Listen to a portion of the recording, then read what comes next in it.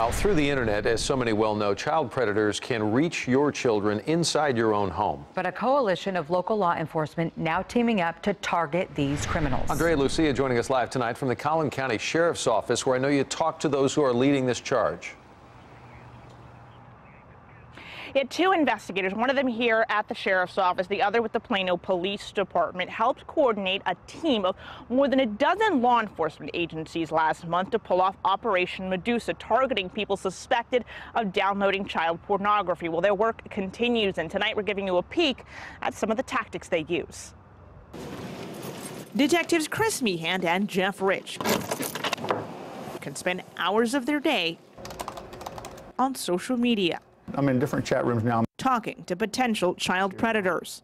Today, they're on a site where pedophiles talk to each other. And they share fantasies and they talk about how to not get caught. Right now I'm posing as an adult male with 2 daughters. Within minutes, several people ask about one daughter's age. Meehan's answer, 12, is met with questions about her appearance that quickly turn sexual. How she's developed, if she's developed.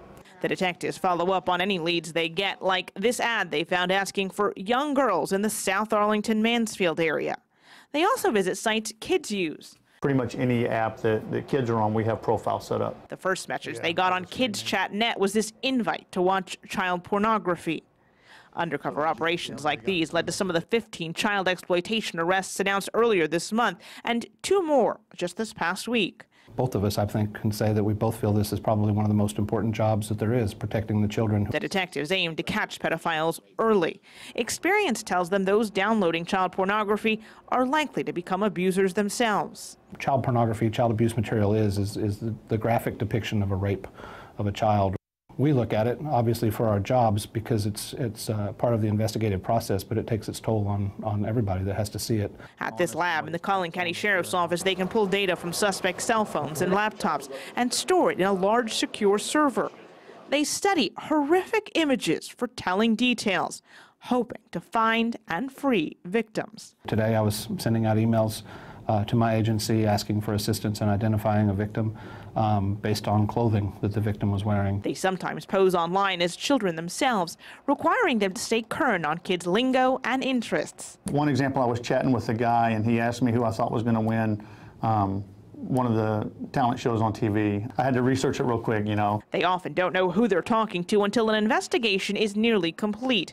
They've arrested suspects of all kinds, even some well-respected ones. And sometimes it is very shocking to us who they are. But on the internet, predators openly confess their crimes. I think to them it's exciting to tell their story. This man admitted to actively molesting children after getting hooked while stationed in the Philippines. His youngest victim, 9. The detectives track his location. So he's in Nacogdoches area. With some work, he may be the next suspect they put away. Yeah, investigators, by the way, don't mind sharing some of what they're doing. They want potential child predators to think twice before they put child pornography out there or try to meet a child online, even if it is just out of fear that they may actually be talking to a detective. Here, reporting live in McKinney, Andrea Lucia, CBS 11 News.